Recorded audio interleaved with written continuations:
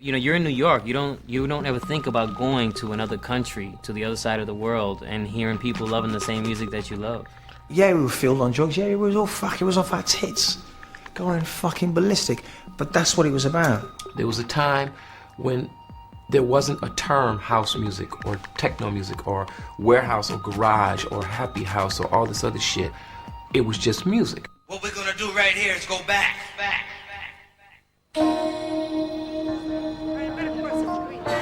In the late 80s, house in America was still an underground music. In the country of its birth, radio stations were firmly segregated and played either rock, country and western, or R&B and hip-hop. If you liked up-tempo dance music, house music, you had to go to a club to hear it. House is a big part of club culture today, you know, and for the last, 15 years.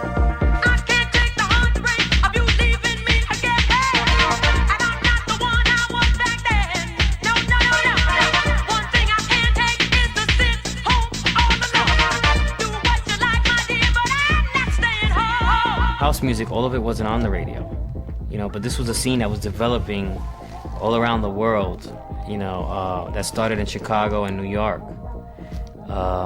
It's just a feeling in the clubs that you get from these drive-in tracks, these great tracks, great songs, great feelings, some of them had great lyrics. They weren't all instrumentals. I remember every person in the club vocally responding to records. Imagine that. Imagine being in a club, even if it's like 500 people. When everybody's vocally responding to almost every song the DJ plays, that's energy, man.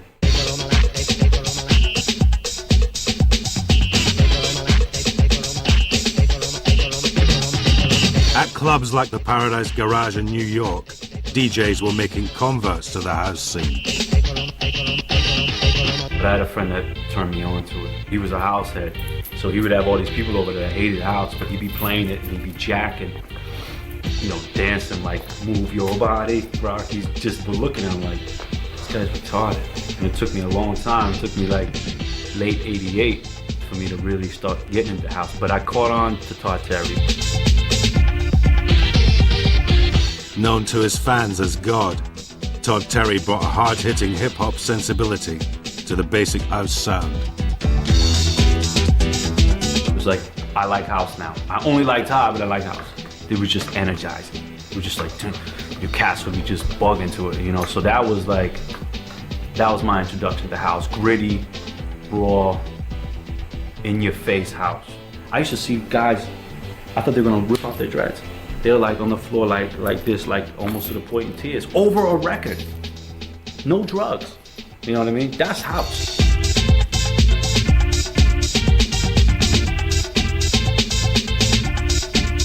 Todd Terry's quick-fire samples and rugged bass lines forged a blueprint for house that's still being followed today. Most people's style, even like if you want to look at who's hot, like Daft Punk or like anybody that disco loops, Todd did that first too. So disco looping, Todd did that first. Let me put a rock sample on a house beat. Oh, Todd did that already too. You know, it's not much left Todd hasn't done. While Todd was undoubtedly a pioneer, it was only on the other side of the Atlantic that house had a mainstream audience. Over in the UK, by the end of 1989, house was top of the pops.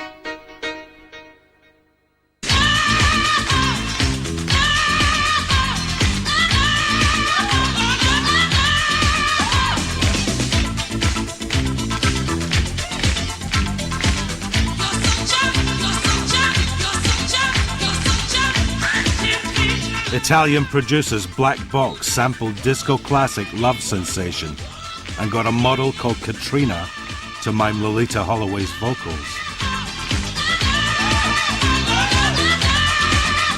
When we finished the record, Miko said, what do you think we shall call the record? Well, she says, right on time, all the time, so that must be, it's the chorus, so we must call it something like that. Yeah, but how do you spell it? And then I said, well, it seems clear to me, she says ride on time, R-I-D-E. So in fact, I realized a few years later, obviously speaking a bit about English, that she wasn't saying right on time, she was saying right on time. It hogged the #1 spot for 6 weeks.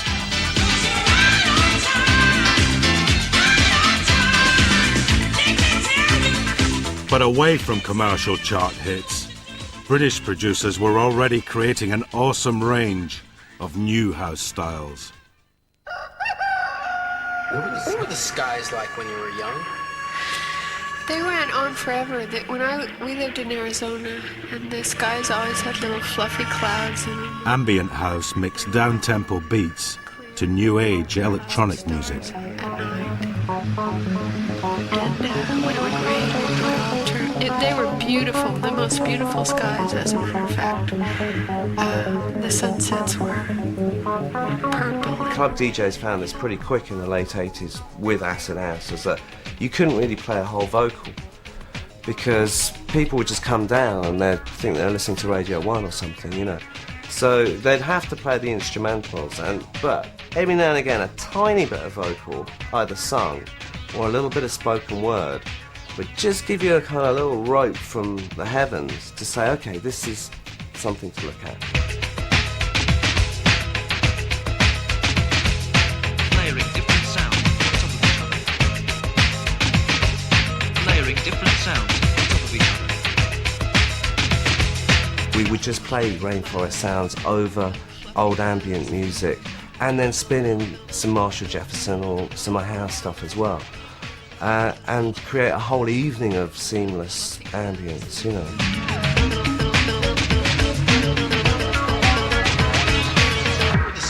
The Orb's little fluffy clouds introduced chilling out to the rave generation. The skies always had little fluffy clouds in them, and they were long and clear, and there were lots of stars at night. And so we just put it together, and suddenly, you know, it sounded just great, you know. A lot of people came up to me afterwards, a couple would run up to me and say, well, who did that? That's the most beautiful voice I've ever heard in the world. Where is she? You know, where can I meet her? And I think what part of the fun of the record was that finding out that it was Ricky Lee Jones was the last person you'd expect it to be. It's not Chucky's in Love, is it?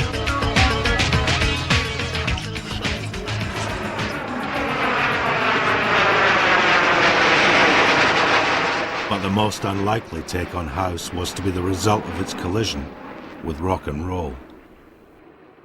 Kids from Salford formed a band, and the fact that they were to change history, I don't think people are conscious that they're going to do that. I don't think Elvis Presley was conscious he was going to do what he was going to do. You know, he just did what he did, and they just did what they did. Formed in Manchester in the mid-80s, the Happy Mondays started life as a typical indie rock band. At the time, in Little Houghton, which is part, you know, like an overspill of Salford, they built the most huge, gigantic superstore, right, called Scan. It sold everything from the sports goods, you know, to guitars, to amplifiers, to records, to food, right? But basically, they had it set up like a fucking greengrocer's. A mirror there, and fucking 20 old ditties on the till. We used to go shopping with our mum and dad, right, and we'd purposely put our fishtail parkas on. Darts down there, they'd sold air guns down in your lining. They had these country and western amps in, right, which was fucked. And you could literally get away with carrying these things out. But it was during the recording of their second album, Bummed, that the Mondays started to absorb the twin influences of house music and ecstasy. 20 or 30 of our friends had come down to this little club. So we gave the DJ some new records to play, right? Put a pill down his neck, and we're all dancing like this and having a great time. And then there's all these squaddies, and all looking like that. What's your fucking mate looking at, and why are you dancing like that? You taking the piss? So me and another pal of ours, I won't mention his name, said to this guy, look, just put one of them in your mouth, and in an hour's time, right? Just trust us. In an hour's time, you'll enjoy yourself, and there'll be no fighting, and you'll be dancing like us. He ends up scrounging like about 30 pills for all his squaddy mates. So 2 hours later, we've got all these squaddies in this thing doing this, you know, and dancing and going, saying, this is the best thing, I don't want to go back in the army and all that lot. So there we are in Driffield, and I drove over there, but in between that and finding all these squaddies looking for the Mondays in the local pub, I finally find the studio in this courtyard and go in the recording room, and there's Martin Hannett recording a wonderful rock track, God knows which one. And then I go across the courtyard to what is normally where musicians play pool and hang out and drink coffee and get bored. And all I could hear was coming out of this space, and there was no lights on. I remember opening the door, and it was pitch dark, and stumbling over bodies and lots of black vinyl. And across the way, they were recording this rock album, but in this room, they were all lying on the floor, out of their heads, just playing this weird, obscure, American imported house music. To put a house beat into their indie rock, the Mondays brought a DJ into the studio. Rope for Luck was just the way I approach that mix is what works on the dance floor. None of us really knew how it was going to turn out. I knew what I wanted. I knew that the rhythms in rock records never worked. So it had to be more rhythmic, especially the bottom end. So it was all about changing the B line and the drums. So basically we took a loop from NWA, looped it up, got Ryder's vocals up and worked on a groove, and it went from there.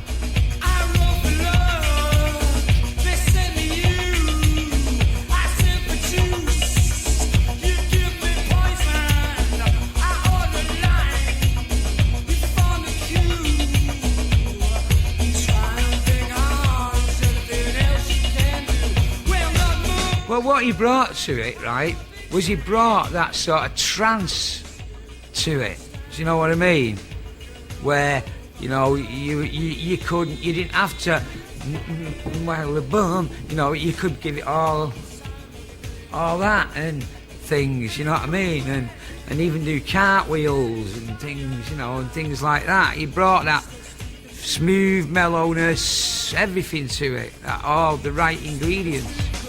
When you've got the trust that Sean and the boys gave us, and the vision that we had, it just worked. It wasn't something that you sat down and tried to work out why it worked. There was a vibe, and the vibe was a good vibe. And plus, we didn't have a clue. You know, if you'd have shown me a mixing desk, then, you know, I'd have thought you cut sheet metal on it. Think about the future. The Mondays led an explosion in indie dance music and took house to a whole new audience. Think about the future. And I'm quoting the Daily Telegraph here. The drummer and bass player of the Mondays changed British music by adapting the house rhythms of Chicago to British rock, punk, indie or whatever. They were the synthesizers. They were the people who inadvertently put all this shit together.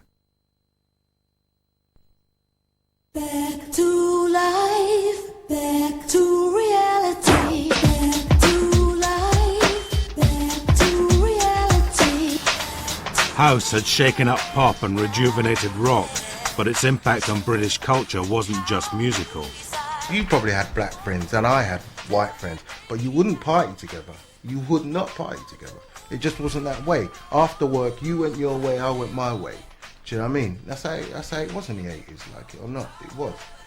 But what the rave scene did, it put everybody together. After work, they came together. As the 80s ended, the country found itself dancing to the same drum. We started to experience going out to raves and seeing all different cultures under one roof. Because in our vibe, when we was growing up doing our thing, it wasn't like that, as he said. It was just a black thing or a white thing. So we were going out and seeing this culture of things mixing up, and we was a part of that. We were like, yeah, this is good. Inspired by the spirit of rave, warehouse party crew Shut Up and Dance added breakbeats to the emerging British sound. If you went to a rave back then, as you probably did yourself, taking ease, naughty man, No comment. you would notice that everything was drum machines. Everything was dum dum, just straight 4 beats. But when we was making music, it was using break beats.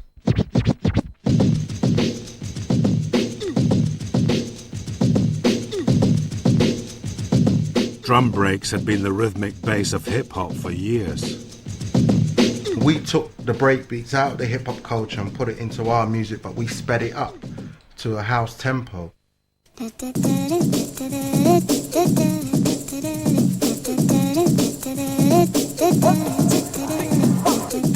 By strapping an up-tempo break onto a basic house rhythm, Shut Up and Dance took the music another step away from the clubs of Chicago and New York.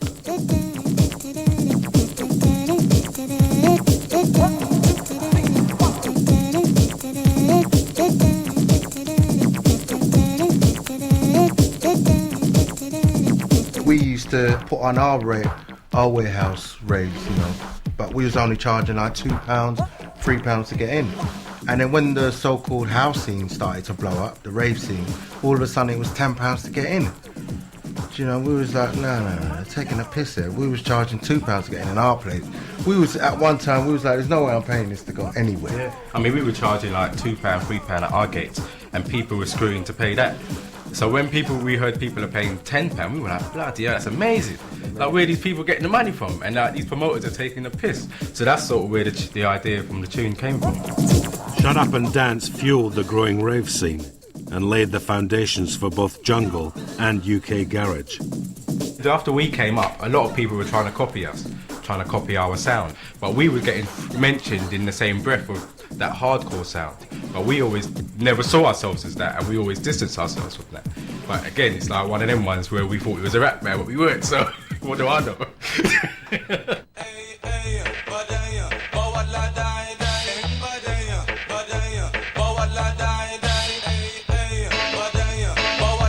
As house entered the 90s, it continued to stir up new musical styles.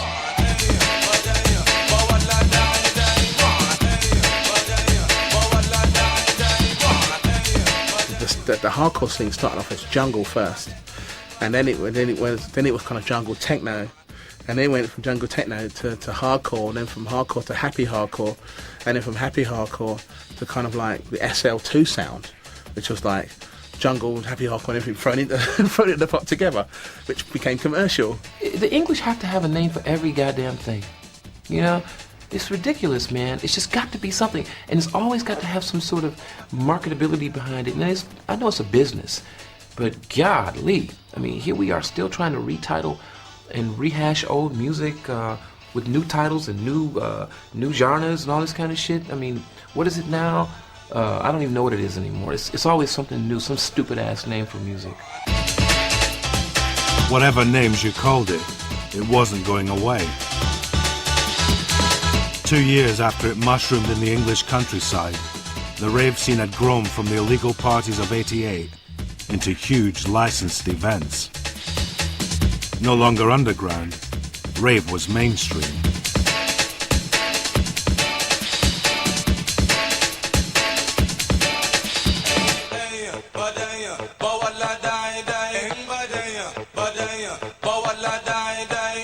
I think there was a time when you probably couldn't buy a packet of Rizzlers outside of the M25.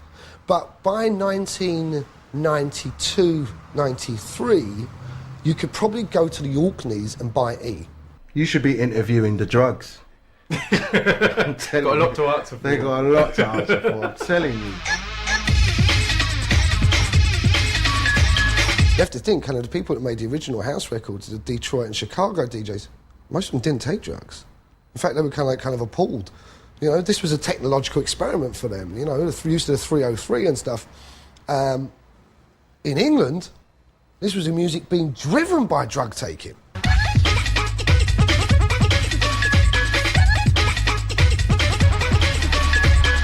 This was people kind of like taking their idea of what was going on in their heads at 4 o'clock on Saturday night, right? You know, in front of 10,000 people, and trying to process that through the machine. And it was weird, and it got weirder. And, you know, tempo started getting faster because they were excited. They were kind of somehow mapping this accelerated heartbeat onto, you know, this soundtrack of their lives. At that time, everybody was like partying. Everybody was into acid house culture, rave culture. You know, we wanted to send it up a little bit, not promote it. And that was where people actually got it wrong. They thought we was doing an ecstasy promotion song where we wasn't. We was actually taking the piss out of it. There's a guy in the place who's got a bit of sweet face and he goes by the name of Ebenezer Good. His friends call him Easer and he is the main geezer and he vibe up the place like no other man could. He's refined, he's sublime, he makes you feel fine. They're very much maligned and misunderstood. But if you know Easer, he's a real crowd pleaser. He's ever so good, he's Ebenezer Good. They tried to ban it. There was this whole inquiry about it. We had to do interviews about it and totally deny that it was about ecstasy and say that it was about this composite Dickensian character. And the reason we've done this song about this Dickensian character is to put some life back into the pop charts, some substance, some theatre.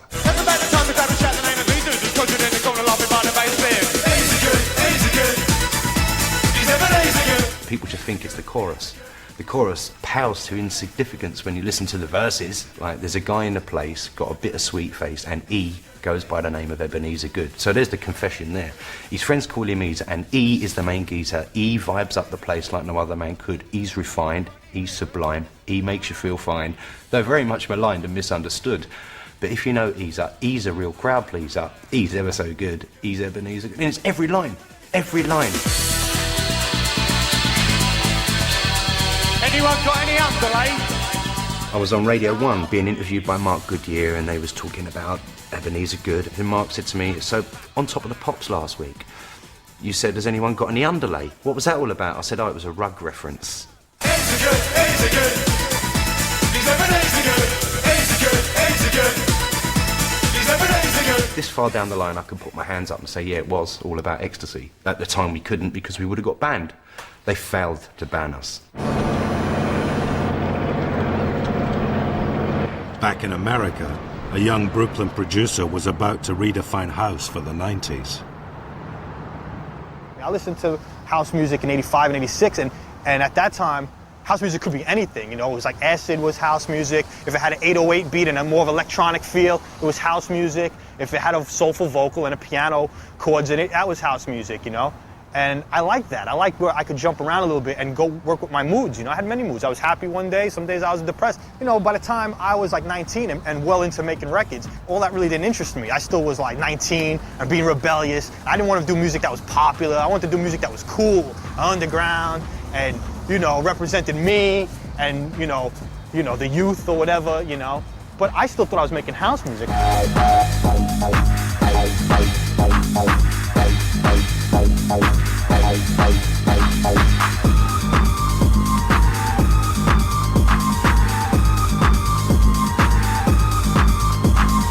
thought the track was done, needs one other element, something to put on top of it. Eventually I came across this sample, it's Ecstasy, and I was just like, wow, that works with the track. But because of the time, because of the feel of the track, because it was a darker house record, which became techno or whatever, people were like, Ecstasy, you know, that's a drug record, that's a drug anthem. He means ecstasy, you know, the drug or whatever.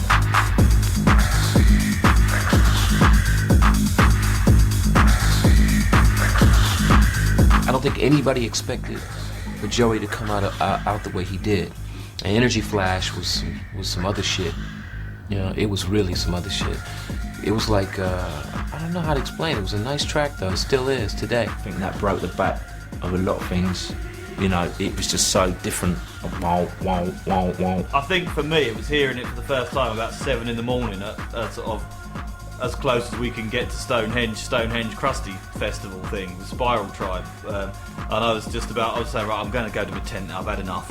And the sun was coming up and someone just started playing that, and I just thought, what the hell is that? And it just sounded like how I felt, do you know what I mean? This crazy sound. It was just, I can't believe this record. It's so hard and mad and, you know. Great, brilliant records. I mean, I know people that even aren't into house music or techno have heard that and gone, what's this? This record's mad. And that's like 10 years after it was released. Energy Flash redefined the limits of dance music. But its dark minimalism and brooding intensity was too much for the house scene. I guess maybe I was disillusioned because, you know, I guess in England they just said, no, this is techno, son. You're making techno records, and we're gonna call you techno. We're gonna sell your stuff, we're gonna like it and whatever. But as long as you have that techno label affixed to you, you know? But, you know, I thought I was making house music, you know? I just thought I was making house music, but with a different edge. Too hardcore for New York, Beltram found his spiritual home in Europe.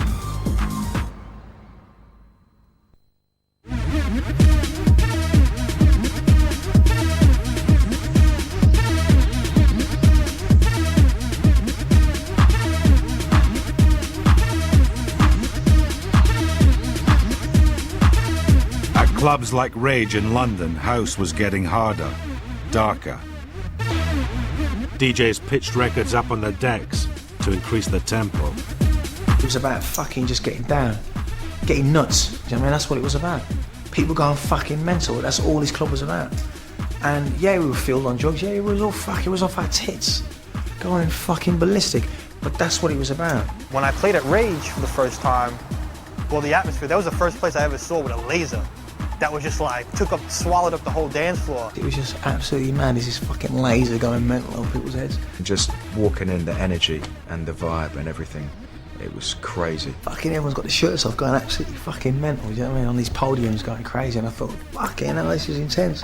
You know, you had from models to hippies to students to stockbrokers. We're just all in there, just, you know, loving the music. Because it was like, you saw black people, white people, and it was just like, people just raving, whistling, shouting, there was horns going off, and it was like a football match, you know what I mean? Hardcore. It wasn't just a sound, but a whole attitude.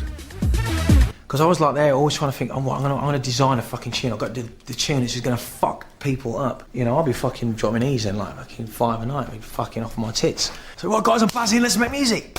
So, I heard this tune last night, I heard this. And you start fucking around and things start coming out. The thing you can't forget, the instinctive thing, all I wanted the people to do was dance.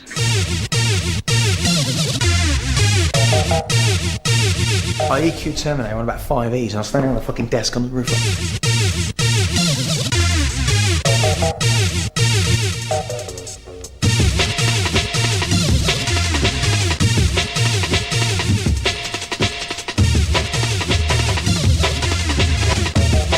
I remember the first time I played a tune, I was like, fucking hell. My fucking hair went like that, whap, straight up. And I remember I just closed my eyes and I was fucking buzzing off my nut.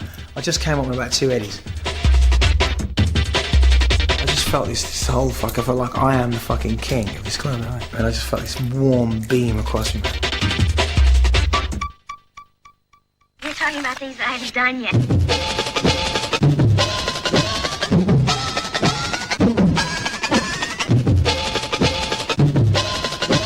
People didn't know what the fuck was going on. I was like, what the fuck is this? It was just like bending people's fucking prisms open, you know? I was like, what the fuck is that? I didn't know what I'd done. I didn't realise what I'd done.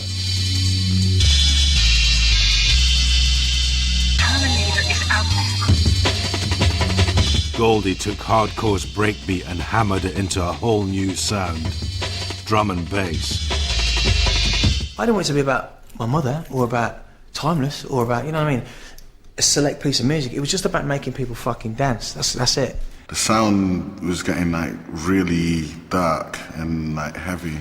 Tempos started to speed up a little, and it just got like a lot more sophisticated than it was. It wasn't just like really simple kind of dub B lines anymore. We started like to get more into like the synthesis of like the bass lines, and like it wasn't just like sampling a hip hop break and speeding it up anymore. It was actually using like samples like chopped up and looped, reversing them, and the whole process basically got like a lot more sophisticated.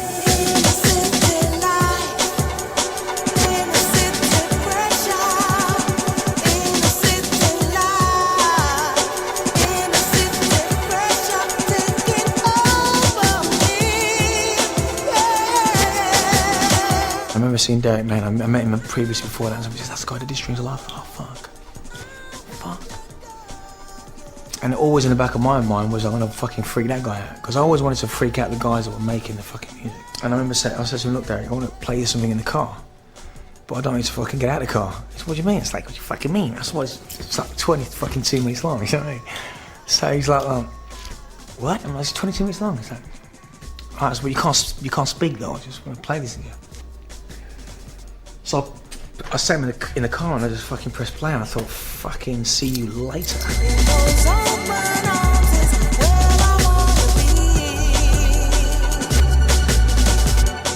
Inner city life took drum and bass into realms of sophistication previously unthought of.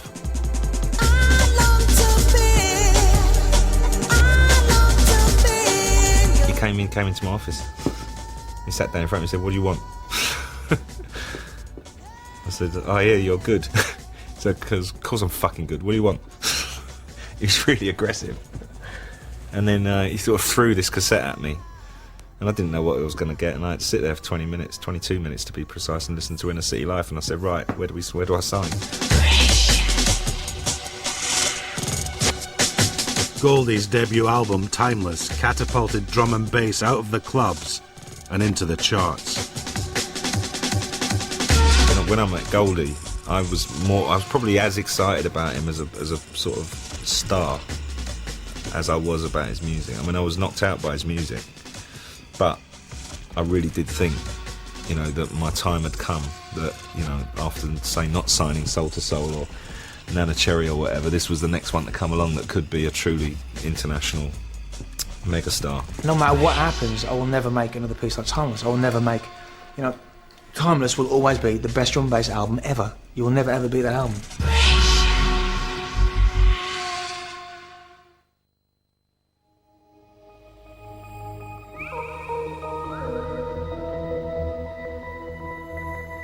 The government, meanwhile, had been drafting legislation aimed at controlling rave culture. Amendments to the Criminal Justice Bill in 1994 defined a rave as anything more than 100 people listening to amplified music characterized by the emission of successive, repetitive beats. Not since Oliver Cromwell's Sunday observance laws had Parliament tried to stop people dancing. First time I think people felt like, yeah, this is our land, this is our country, and we want to party, and why not? And who's to say that we shouldn't do that? And if they are, why are they saying that? And who's this thing called the state saying, you're not allowed to have fun, you can't go into a field and dance all night if you want to? It's basically a prerequisite of human experience and prerequisite of human right, I would have thought. Ravers and Crusties forged an alliance to fight for their right to party.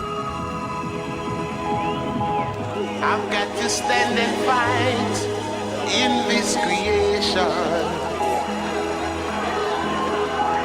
Vanity, I know, can't hide, I alone. I'm searching to find a love that lasts all time. Despite protests, the Criminal Justice Bill became law in November 1994. Of course, it did nothing to stop house music's evolution.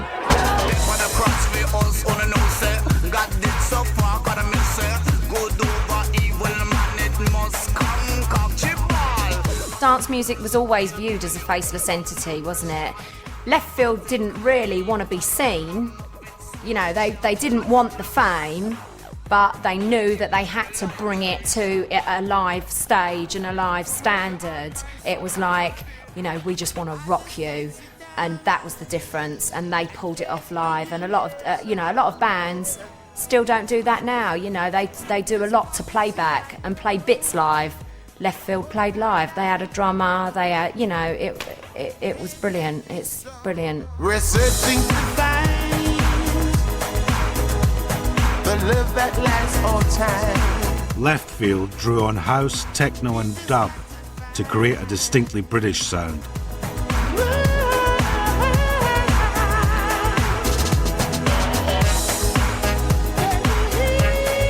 Neil was a massive reggae fan, more than me. That he's had a lot of history with reggae. It wasn't a dance record, it was just more a bit of an experiment really with few beats and like it is an unusual tempo. Again, it's like 110 BPM. It wasn't really prime time kind of dance music, you know. But we knew it was our own sound, so we just went ahead and we released it on our own label, Hard Hands.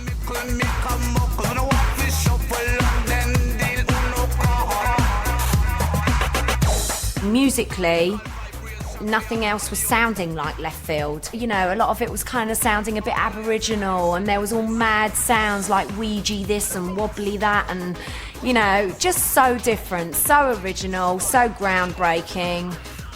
Got what they deserve, basically. Can't say enough good about them. They are my idols. It was the record that crossed us over into mainstream pop music, I suppose, for want of better words. You know, it was a record suddenly that if you weren't into dance music, but you liked punk or you liked rock music, you could suddenly get into this. But it had a groove. Daly gets that bass from, I do not know.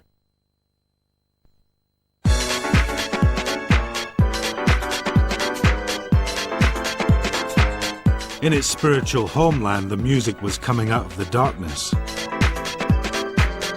Producers like Masters at Work had finally put house into the US charts.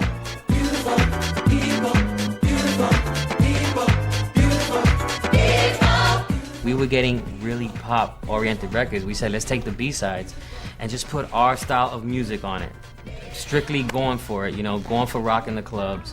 You know, we took a couple of vocal samples from, you know, the song from the artist or whatever and put it on the B-side and called them Masters at Work dubs. So we just wanted people to feel our vibes, and that's how it started. Next thing you know, like Frankie Knuckles was playing a Debbie Gibson record, and he would never play a Debbie Gibson record, but that B-side was so strong, that dub, and he loved it. He loved the whole vibe.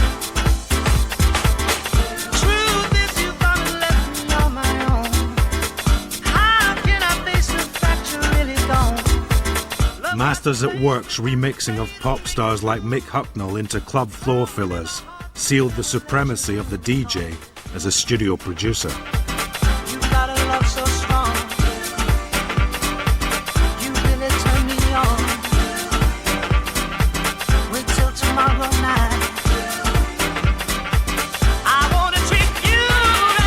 They didn't even want the house mix. That's what I'm saying. It was just a remix. And we just ended up doing that dub, and they put it on the B-side, and that's what started the whole thing. But they didn't know what the hell house music was. For DJs, it had always been a short step from mixing records in a club to remixing them in a studio. Now the major record companies were calling on them to bring a big club feel to pale chart pop. When I did Tori Amos, it was like a lot. I think it was bugged people out the most because it was not like anything I've done. Honey, bring it close to my lips, yeah. Honey, bring it close to my honey, bring it close to my lips, yeah. Honey, bring it close to my I didn't know who she was, never heard of her. And the guy's just like, I'm like, how much is it? Okay, do I have time? Okay. It was just kind of like that regular ordeal. It wasn't like anything special, except for he said one thing to me. He's like, I really want you to do something different.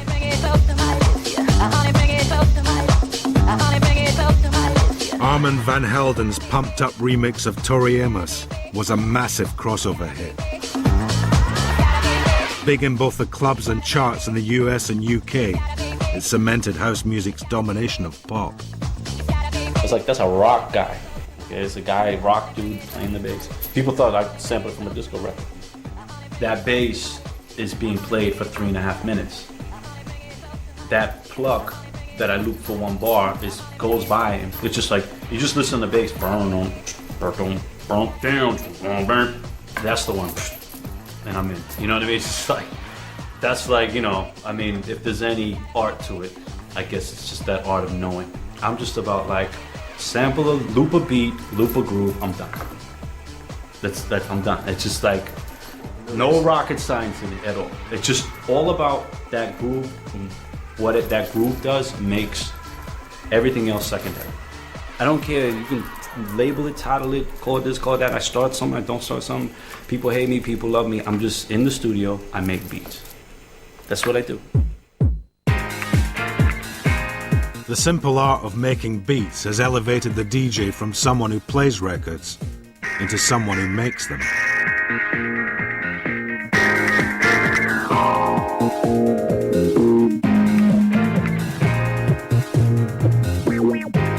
Since back in the day house emerged from the clubs of Chicago, DJ Pierre has been at the cutting edge of its many innovations.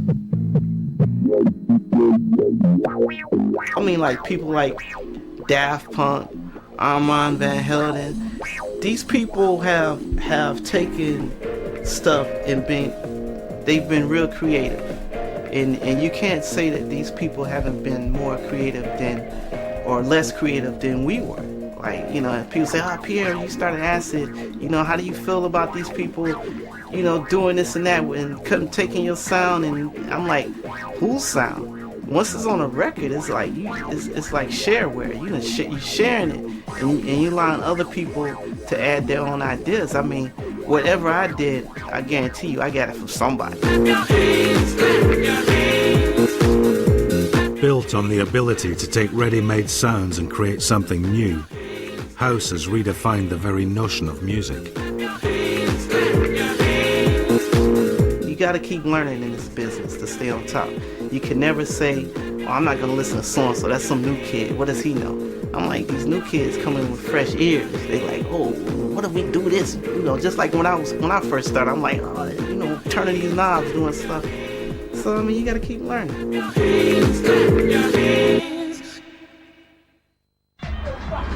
2001, and this restless quest for the perfect beat goes on in UK garage.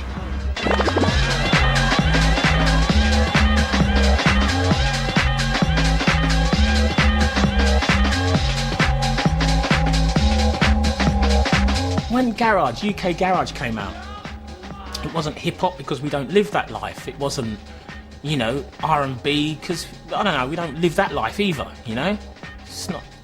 It wasn't that. It was inner city music. It was the music that kids were making in their bedrooms, listening to radio and sampling tunes and just sticking their own thing on it. You know, you can tell it's England, it's UK, it's like, it's got that energy.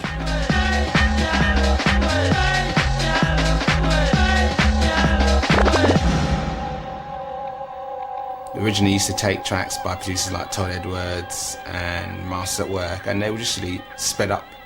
So you'd think, I like the track. When I get to the club, you see everyone hyped and you think, I'll just touch it up on the deck a little bit. And it worked. A Todd Edwards track, when it's sped up by that much, all of a sudden it has a whole different groove and a different feel.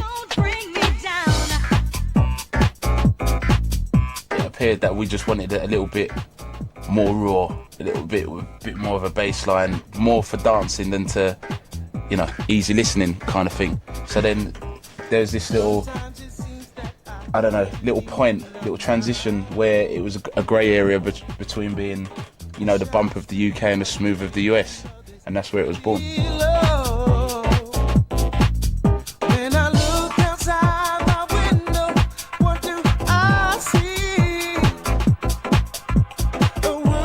While its roots may lie in America, the heart of UK garage is the British underground club scene.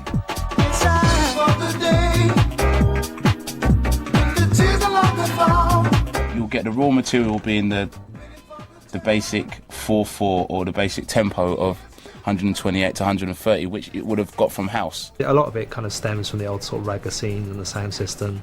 You know, a lot of the chats picked up from there and a lot of the bass lines. It probably all stems right back from drum and bass. Reinventing itself, house's unique ability to create new genres is matched only by its irresistible power to move dance floors across the world.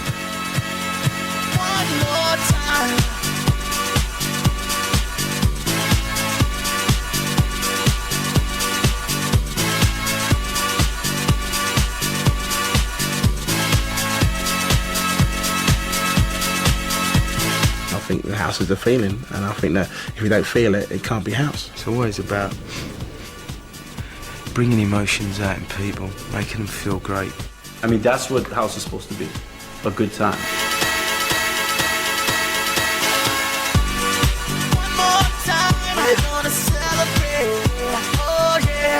Crossing divisions of nation, race, sexuality and class, house has grown into an international phenomenon which shows no sign of stopping, ever. This isn't a new thing. People have been dancing to tribal rhythms for 40,000 years, probably more. it's not about to stop. It's just let it all out, let it all go, be free. That's what house is.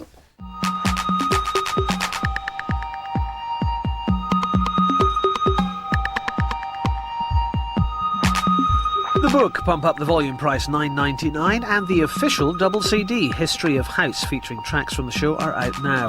To order your copy, call 0870 1234 344 or click on to channel4.com/shop.